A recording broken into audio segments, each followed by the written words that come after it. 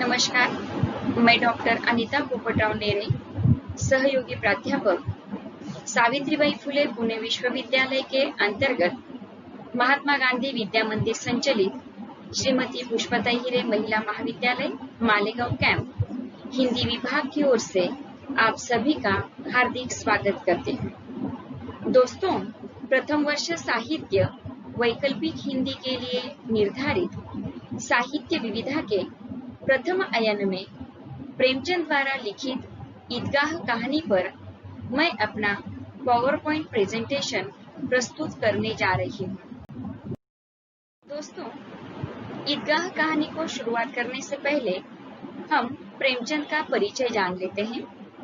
प्रेमचंद का जन्म 31 जुलाई 1880 को हुआ तथा इनका निधन 8 अक्टूबर 1936 को हुआ है।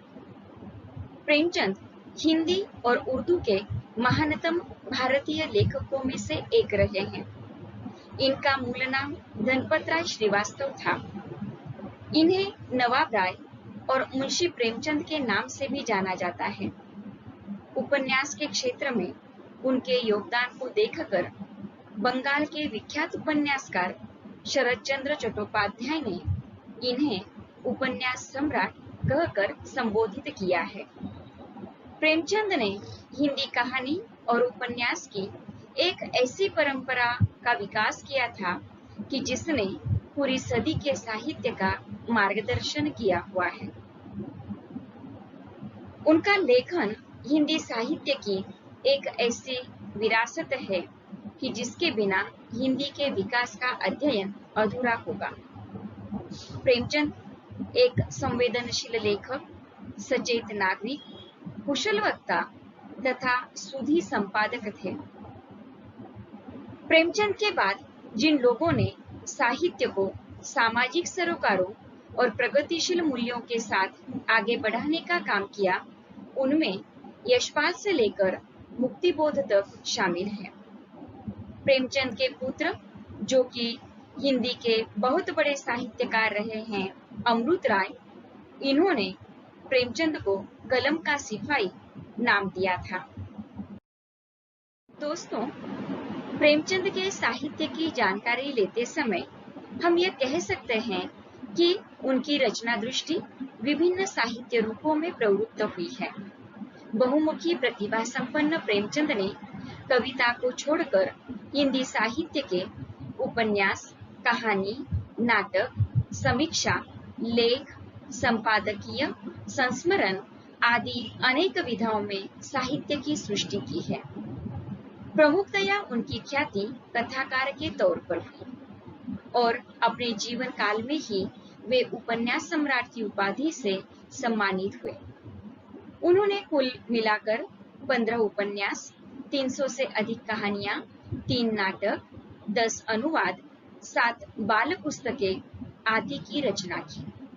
लेकिन हम यह कह सकते हैं कि जो यश और प्रतिष्ठा उन्हें उपन्यास और कहानियों से प्राप्त हुई है, वह अन्य विधाओं से नहीं।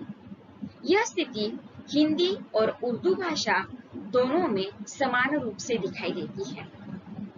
उनके उपन्यास इस प्रकार के रहे हैं। सेवा सदन, यह उनका पहला उपन्यास रहा है।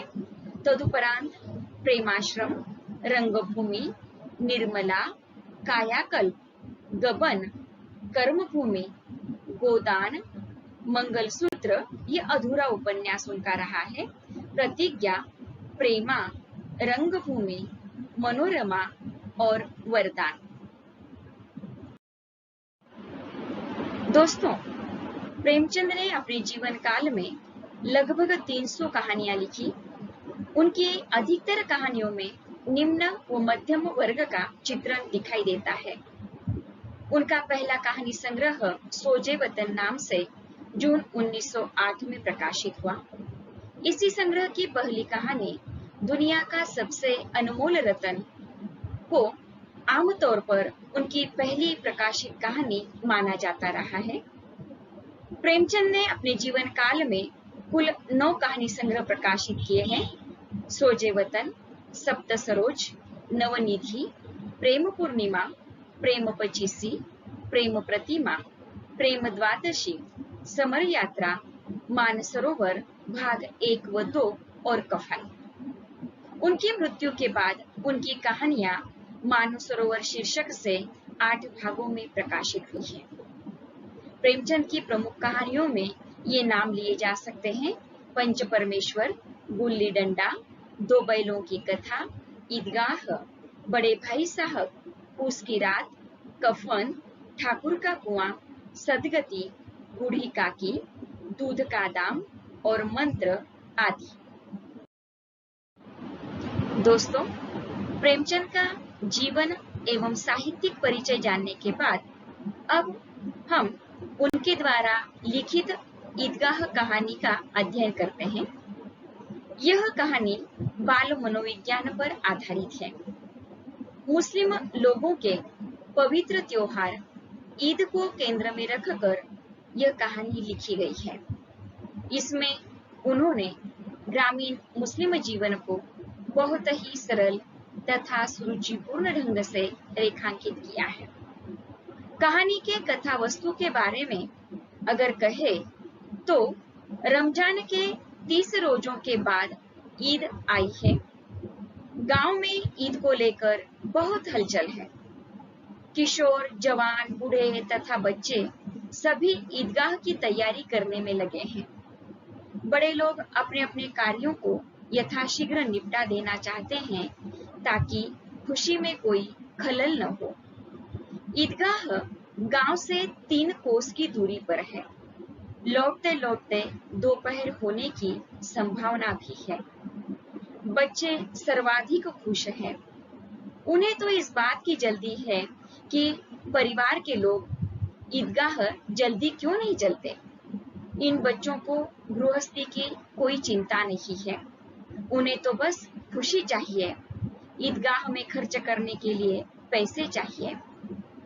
कहानी के महमूद के पास 12 पैसे हैं तो मोहसिन के पास 15 पैसे हैं।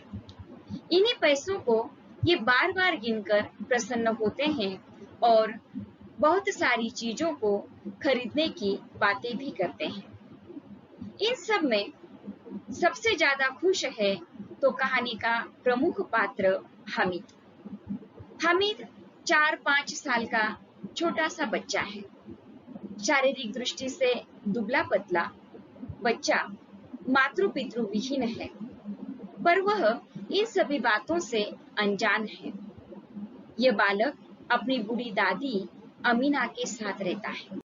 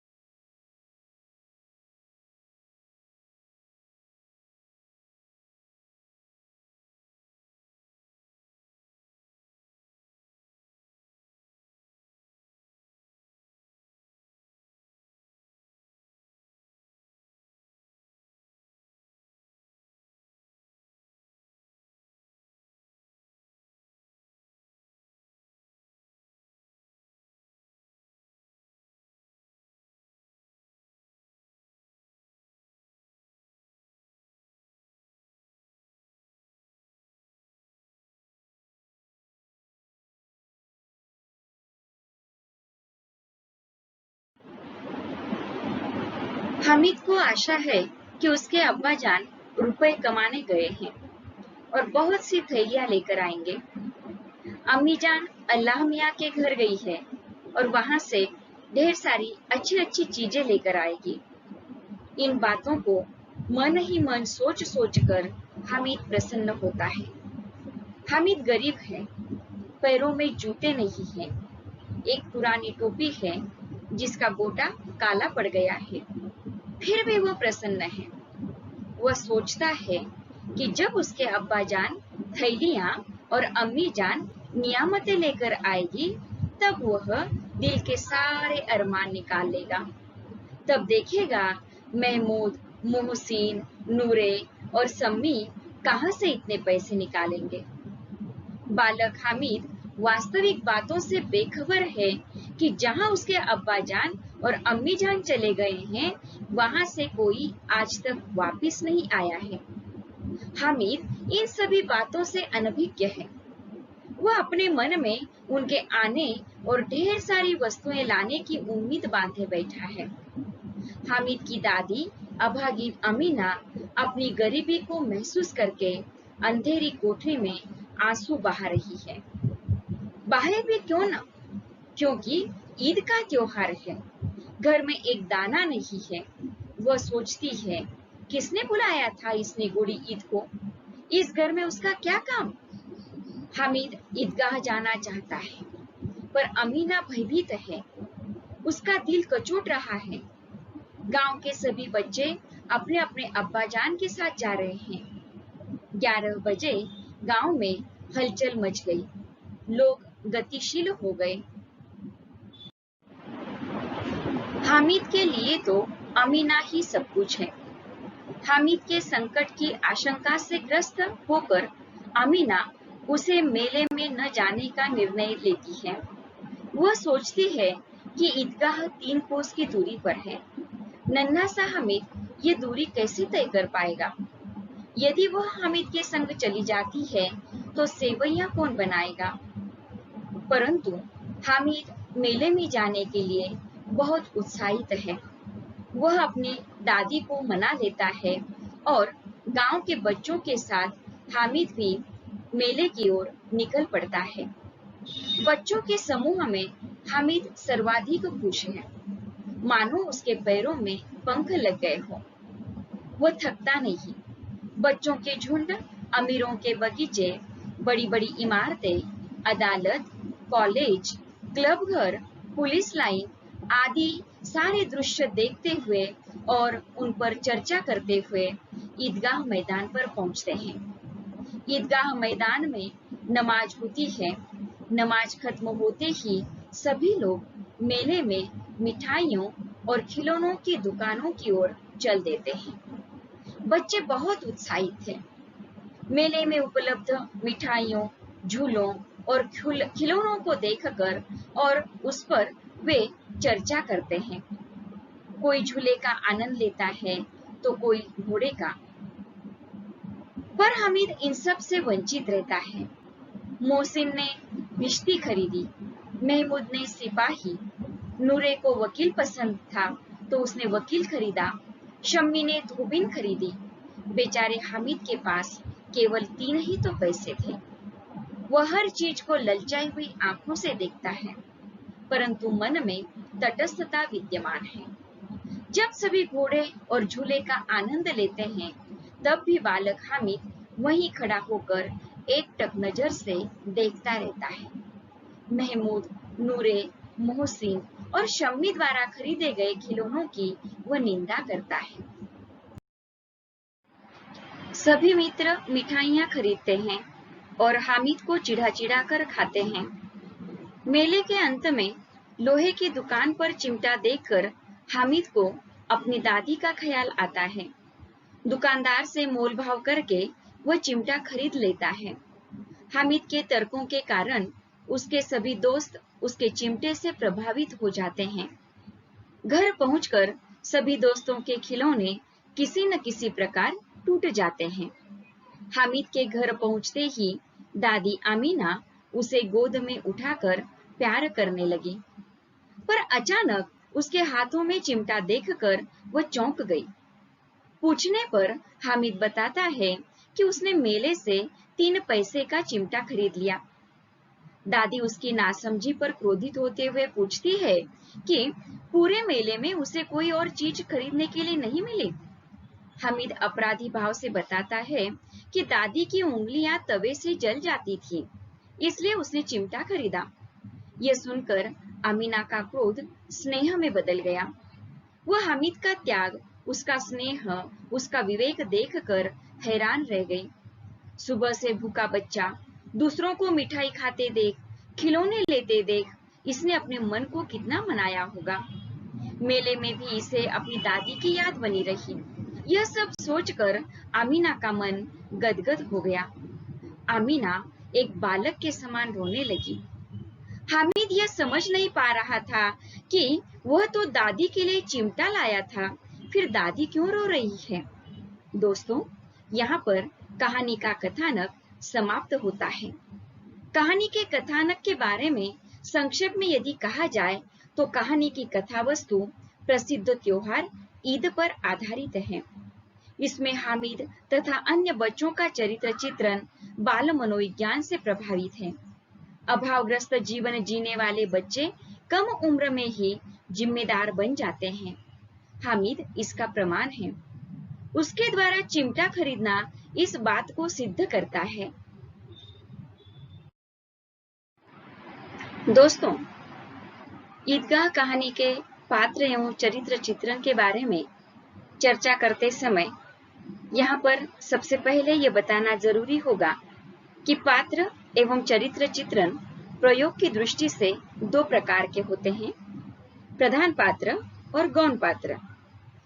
इस कहानी में हामिद प्रधान पात्र है तो महमूद, नूरे, सम्मी, मोहसिन तथा अमीना यह सहायक पात्र हैं, क्योंकि ये पूरी कहानी में गतिशील बने रहे हैं।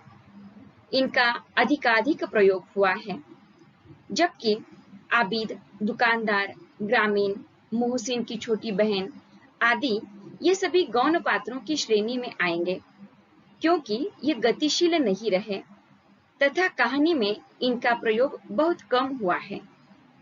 अब हम कहानी का प्रमुख पात्र हामिद का चरित्र चित्रण देखेंगे। ईदगाह कहानी के हामिद के चरित्र में बहुत सारी विशेषताएं दिखाई देती है।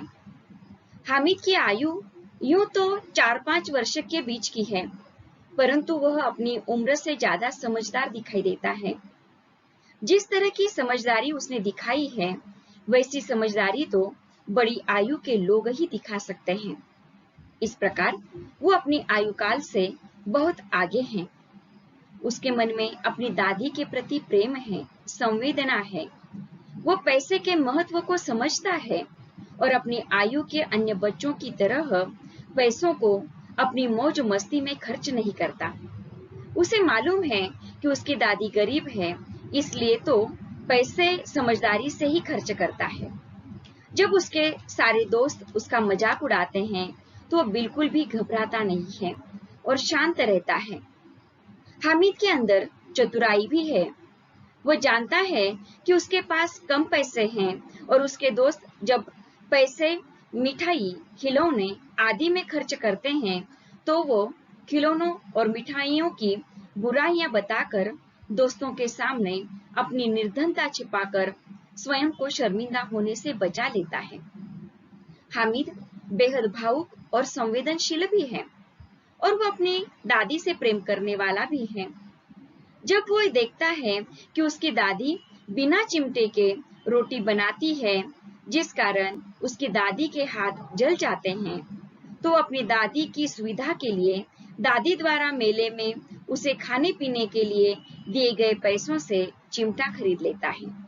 यह सब बातें उसकी समझदारी, संवेदनशीलता और अपनी दादी के प्रति प्रेम को दर्शाती है। इस प्रकार हामिद एक समझदार, शांत, मितव्ययी और संवेदनशील लड़का है। कथोपकथन की दृष्टि से यह कहानी विशेष है। प्रेमचंद ने जिस प्रकार से बच्चों के माध्यम से उनकी अपनी बातें कहलवाई है, वह बिल्कुल स्वाभाविक प्रतीत होती है, तनिक भी बनावटी परिलक्षित नहीं होती। एक उदाहरण के तौर पर मोहसिन ने हंसकर कहा, यह चिमटा क्यों लाया पगले, इसे क्या करेगा? हामिद, जरा अपना भिश्ती जमीन पर गिरा दो, सारी पसलियां चूर-चूर हो जाए बच्चा की। महमूद, तो यह चिमटा कोई खिलौना है? हामिद, खिलौना क्यों नहीं है, अभी कंधे पर रखा बंदूक हो गई, हाथ में ले लिया फकीरों का चिमटा हो गया, चाहूं तो इससे मंजीरे का काम ले सकता हूँ। एक चिमटा जमा दूं तो तुम लोगों के सारे खिलौनों की जान निकल जाए। तुम्हारे खिलौने कितना ही जोर लगाए, मेरे चिमटे का बाल भी बांका नहीं कर सकते। मेरा बहादुर शेर है चिमटा।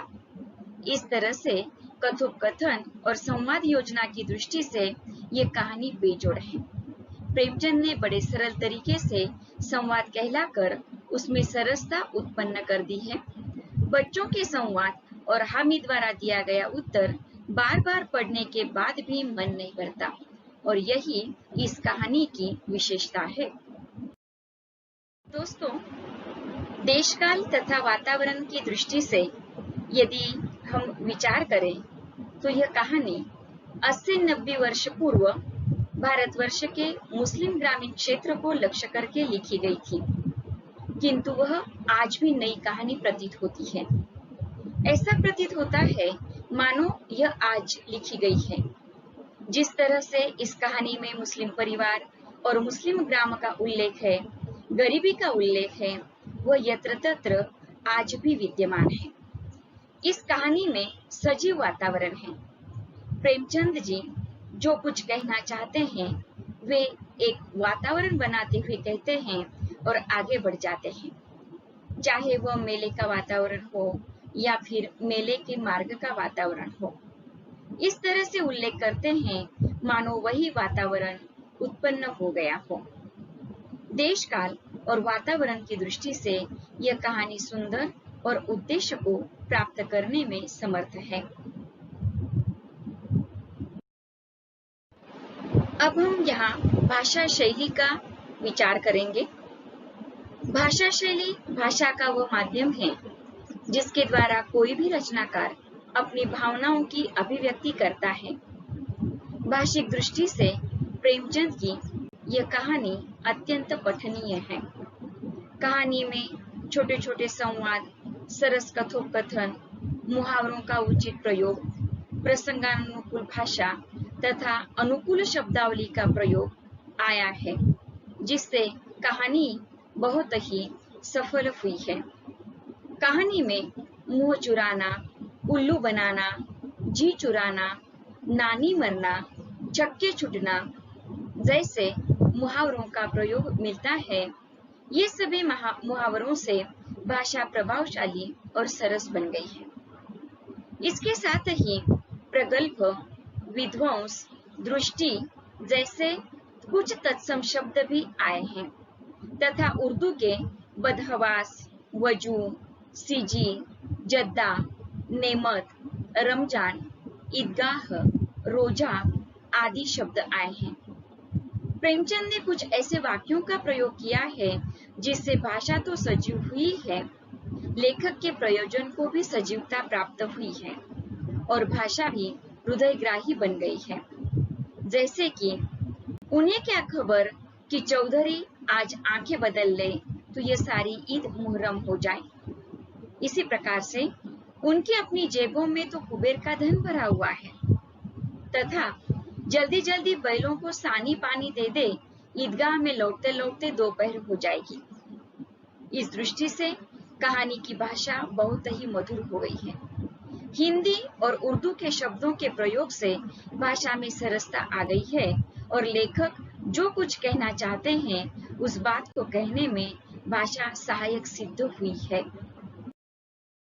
दोस्तों, कहानी के शीर्षक के बारे में यदि कहे तो प्रस्तुत कहानी को दिया गया शीर्षक ईदगाह बिल्कुल सार्थक है, क्योंकि कहानी में लगभग सारा अंश ईदगाह जाने, ईदगाह से आने, ईदगाह के आसपास लगे मेले आदि पर ही केंद्रित है। अतः यह शीर्षक प्रासंगिक लगता है। कहानी के उद्देश्य के बारे में यदि विचार करें तो यह कहानी अत्यंत प्रासंगिक है। कहानी का मूल उद्देश्य बाल मनोविज्ञान को रेखांकित करना है। इस उद्देश्य को पाठक तक पहुंचाने में लेखक पूर्णतः समर्थ सिद्ध हुए हैं। कहानी का दूसरा उद्देश्य गरीबी और अमीरी को रेखांकित करना लगता है। अमीना और हमीद जिस तरह से गरीबी के शिकार हैं, उसी तरह आज भी लोग गरीबी से पीड़ित हैं। लोग इससे उबर नहीं पाए हैं। आज भी कुछ लोग ऐसे हैं जो रोटियों के लिए मुहताज हैं। गरीबी हो या अमीरी, हमें सदैव समस्थिति में रहना चाहिए।